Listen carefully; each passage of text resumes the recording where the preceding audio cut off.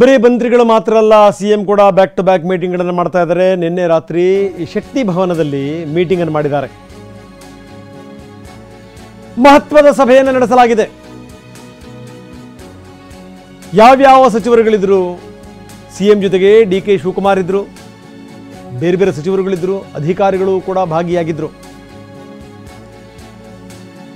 Siddaramaiah, DK., doctor H. Mahadevappa, Satish Jarkiholi, HK. Patil, Muniyappa, Basavaraj Rayareddy ಇವರುಗಳ ಜೊತೆಗೆ CM ಚರ್ಚೆ ಮಾಡಿದರು. ಹೇಮಂತ್ ನಿಂಬಾಳ್ಕರ್ ಕೂಡ ಇದ್ದರು, ಹಲವಾರು ಜನ ಅಧಿಕಾರಿಗಳು ಇದ್ದರು, ಮಂತ್ರಿಗಳಿದ್ದರು, ಹಿರಿಯ ನಾಯಕರುಗಳಿದ್ದರು. ಯಾವ್ಯಾವ ಸಂಗತಿಗಳ ಚರ್ಚೆ ಆಗಿದೆ, ಅಧಿಕಾರಿಗಳನ್ನ ಇಟ್ಕೊಂಡು ಯಾವ ರೀತಿ ಚರ್ಚೆ ಮಾಡಬಹುದು. ಯಾವಾಗಲೂ ಈ ಮೀಟಿಂಗ್ಗಳಾಗ್ತವಲ್ಲ, ಮೀಟಿಂಗಿಗೆ ಹಂತಗಳಿರ್ತವೆ. ಈ ಅಧಿಕಾರಿಗಳ ಇದ್ದಂಥ ಸಂದರ್ಭದಲ್ಲಿ ಒಂದು ರೀತಿಯ ಮೀಟಿಂಗ್ಗಳಾಗುತ್ತೆ. ಅದಾದ ನಂತರ ನಾಯಕರುಗಳ ಜೊತೆಗೆ ಇನ್ನೊಂದು ರೀತಿಯ ಮೀಟಿಂಗು, ನಾಯಕರುಗಳು ಹೋದಾದಮೇಲೆ ಪರಮಾಪ್ತರ ಜೊತೆಗೆ ಮತ್ತೊಂದು ರೀತಿಯ ಮೀಟಿಂಗ್ಗಳು. ಇದು ಈ ಮೀಟಿಂಗಿನ ವಿಧಾನಗಳಿವೆಲ್ಲವೂ ಕೂಡ. ಬನ್ನಿ, ಪ್ರಸನ್ನ ನಮ್ಮ ಜೊತೆಗೆ ನೇರ ಸಂಪರ್ಕದಲ್ಲಿದ್ದಾರೆ. ಪ್ರಸನ್ನ, ನೆನ್ನೆ ನಡೆದಂಥ ಮೀಟಿಂಗ್ ವೆರಿ ಇಂಪಾರ್ಟೆಂಟ್ ಮೀಟಿಂಗ್ ಅಂತ ಹೇಳಲಾಗ್ತಾ ಇದೆ, ಅತ್ಯಂತ ಮಹತ್ವದ ಸಭೆ ಅಂತ ಹೇಳಲಾಗ್ತಾ ಇದೆ. ಯಾವ್ಯಾವ ವಿಷಯಗಳು ಚರ್ಚೆ ಆದವು ಪ್ರಸನ್ನ? ರಂಗನಾಥ್, ಒಂದು ದಲಿತ ಸಚಿವರು ಸಭೆಯನ್ನು ನಡೆಸಿದ ಬಳಿಕ ಅಲ್ಲಿಂದ ನೇರವಾಗಿ ಸಿಎಂ ಸಿದ್ದರಾಮಯ್ಯ ಇದ್ದಂತಹ ಶಕ್ತಿ ಭವನಕ್ಕೆ ತೆರಳುತ್ತಾರೆ. ಅಲ್ಲಿ ಡಿ.ಸಿ.ಎಂ ಡಿ.ಕೆ. ಶಿವಕುಮಾರ್ ಅವರು ಕೂಡ ಬರ್ತಾರೆ, ಬಸವರಾಜ ರಾಯರೆಡ್ಡಿ ಅವರನ್ನ ಕರೆಸಿಕೊಳ್ಳಲಾಗುತ್ತೆ. ಅದೇ ರೀತಿಯಲ್ಲಿ ಕೆ.ಎಚ್. ಮುನಿಯಪ್ಪ ಅವರು ಹಾಜರಿರ್ತಾರೆ. ಕಾನೂನು ಸಚಿವ ಎಚ್.ಕೆ. ಪಾಟೀಲ್ ಅವರಿಗೆ ಸಿಎಂ ಬುಲಾವನ್ನ ಹೊರಡಿಸ್ತಾರೆ. ಅವ್ರನ್ನೂ ಕೂಡ ಕರೆಸಿಕೊಂಡು ಶಕ್ತಿ ಭವನದಲ್ಲಿ ಸುಮಾರು 1.5 ಗಂಟೆಗೂ ಹೆಚ್ಚು ಕಾಲ ಚರ್ಚೆಯನ್ನು ನಡೆಸಿದ್ದಾರೆ. ಅದರ ಒಳಹೂರಣ ಏನು ಅನ್ನುವಂಥದ್ದು ಪೂರ್ಣವಾಗಿ ಮಾಹಿತಿ ಹೊರಬಂದಿಲ್ಲ. ಆದರೆ ಸದ್ಯಕ್ಕಂತೂ ಇರುವಂತಹ ಬೆಳವಣಿಗೆಗಳನ್ನ ಗಮನಿಸಿದ್ರೆ ಸಿಎಂ ಸಿದ್ದರಾಮಯ್ಯನವರಿಗೆ ಅಷ್ಟರ ಮಟ್ಟಿಗೆ ರಿಲ್ಯಾಕ್ಸ್ ಆಗಿ ಅಂತೂ ಇಲ್ಲ. ಈಗಾಗಲೇ ಸೈಟ್ಗಳನ್ನ ವಾಪಸ್ ಪಡೆದಂತ ಸಂದರ್ಭದಲ್ಲೂ ಕೂಡ ಸಚಿವರು ಅವರಿಗೆ ಆಪ್ತವಾಗಿ ಹೇಳಿದಂತ ಮಾತು, ಇದನ್ನ ನಾವು 2 ತಿಂಗಳು 3 ತಿಂಗಳ ಮುಂಚೆಯೇ ಮಾಡಬೇಕಾಗಿತ್ತು.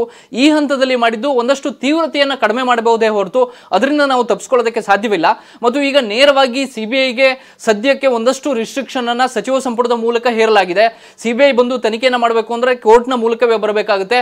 ಆ ರೀತಿಯ ಆತಂಕ ಸದ್ಯದ ಮಟ್ಟಿಗೆ ಇಲ್ಲ. ಆದರೆ ಇಡಿ ಆತಂಕದಿಂದ ತಕ್ಷಣಕ್ಕೆ ಹೊರಬರೋದು ಸಾಧ್ಯವಿಲ್ಲ. ಇಡಿ ಈ ಪ್ರಕರಣದಲ್ಲಿ ಎಂಟ್ರಿ ಆಗ್ತಾ ಇರುವಂತಹ ಹಿನ್ನೆಲೆಯಲ್ಲಿ ಮುಂದೆ ನಾವು ಏನೇನು ಕಾನೂನಾತ್ಮಕವಾಗಿ ಹೋರಾಟವನ್ನು ಮಾಡಬೇಕು ಅನ್ನೋ ಬಗ್ಗೆಯೂ ಕೂಡ ಸಚಿವ ಎಚ್.ಕೆ. ಪಾಟೀಲ್ ಅವರ ಜೊತೆ ಸಿಎಂ ಸಿದ್ದರಾಮಯ್ಯನವರು ಆ ಸಭೆಯಲ್ಲಿ ಚರ್ಚೆಯನ್ನು ನಡೆಸಿದ್ದಾರೆ. ಅದೇ ರೀತಿಯಲ್ಲಿ ಡಿ.ಸಿ.ಎಂ ಡಿ.ಕೆ. ಶಿವಕುಮಾರ್ ಅವರ ಮತ್ತೆ ಅವರ ನಡುವಿನ ಒಂದಷ್ಟು ಕೆಮಿಸ್ಟ್ರಿಯ ಬಗ್ಗೆ ನಿನ್ನೆ ಒಂದಷ್ಟು ಹಲವು ಅನುಮಾನಗಳು ಮೂಡ್ತಾ ಇತ್ತು.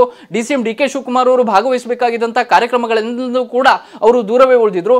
ಇಡೀ ದಿನವೂ ಕೂಡ ಮುಖ್ಯಮಂತ್ರಿಗಳನ್ನ ಭೇಟಿಯಾಗಿರಲಿಲ್ಲ. ಮತ್ತು ಇಷ್ಟೆಲ್ಲ ಬೆಳವಣಿಗೆಗಳು ತೀವ್ರವಾಗಿ ನಡೀತಾ ಇದ್ದಂತಹ ಸಂದರ್ಭದಲ್ಲೂ ಕೂಡ ಡಿ.ಸಿ.ಎಂ ಡಿ.ಕೆ. ಶಿವಕುಮಾರ್ ಅವರು ಸಿದ್ದರಾಮಯ್ಯನವರ ಹತ್ರಕ್ಕೂ ಹೋಗಿರಲಿಲ್ಲ.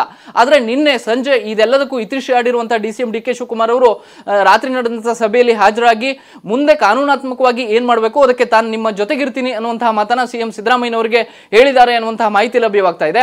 ಜೊತೆಗೆ ದಲಿತ ಸಚಿವರ ಸಭೆಯ ಬಳಿಕ ಅವರು ನೇರವಾಗಿ ಸಿಎಂ ಸಿದ್ದರಾಮಯ್ಯನವರನ್ನ ಭೇಟಿಯಾಗುವ ಮೂಲಕ ಎಲ್ಲೊಂದು ಕಡೆ ಪರ್ಯಾಯವಾದಂತಹ ನಾಯಕತ್ವದ ಬಗ್ಗೆಯೂ ಕೂಡ ರಾಜ್ಯ ನಾಯಕರು ತಲೆ ಕೆಡಿಸಿಕೊಳ್ತಿದ್ದಾರಾ ಅನ್ನುವಂತಹ ಒಂದಷ್ಟು ಅನುಮಾನಗಳಂತೂ ಸಹಜವಾಗಿ ಮೂಡ್ತಾ ಇದೆ. ರಂಗನಾಥ್, ಓಕೆ, ಧನ್ಯವಾದ ತಮ್ಮೆಲ್ಲ ಮಾಹಿತಿಗೆ. ಬಹುಶಃ ಅನ್ಸುತ್ತೆ ನನಗೆ ಸಿದ್ದರಾಮಯ್ಯನವರು ಜೀವಮಾನದಲ್ಲಿ ಇಷ್ಟೊಂದು ತಲೆ ಕೆಡಿಸ್ಕೊಂಡಿರಲಿಲ್ಲ. ಜೊತೆಗೆ ಅವ್ರ ಮನಸ್ಸು ಇಷ್ಟರ ಮಟ್ಟಿಗೆ ಕೆಟ್ಟಿರಲಿಲ್ಲ ಅನ್ಸುತ್ತೆ. ಯಾಕಂದರೆ 40-45 ವರ್ಷಗಳ ಇತಿಹಾಸದಲ್ಲಿ ಸಿದ್ದರಾಮಯ್ಯನವರು ಬೆಳೆದು ಬಂದಂಥ ಹಾದಿ ಇದೆಯಲ್ಲ, ಅದು ಜೊತೆಗೆ ಏನಂದರೆ ಕಾಂಗ್ರೆಸ್ಸಿಗೆ ಬಂದಾಗಿಂದ ಒಂದು 4 ತಿಂಗಳು ಬಿಟ್ಟರೆ ನಿರಂತರವಾದಂಥ ಅಧಿಕಾರ, ಒಂದಲ್ಲ ಒಂದು ಈ ಪ್ರಭಾವಿ ಸ್ಥಾನದಲ್ಲಿದ್ದಂಥ ಸಿದ್ದರಾಮಯ್ಯನವರ ಮನಸ್ಸು ನೋಡಿ ಈಗ ಯಾವ ರೀತಿಯಾಗಿದೆ. ಜೊತೆಗೆ ಬ್ಯಾಕ್ ಟು ಬ್ಯಾಕ್ ಮೀಟಿಂಗ್ಗಳು ನಡೀತಾ ಇವೆ.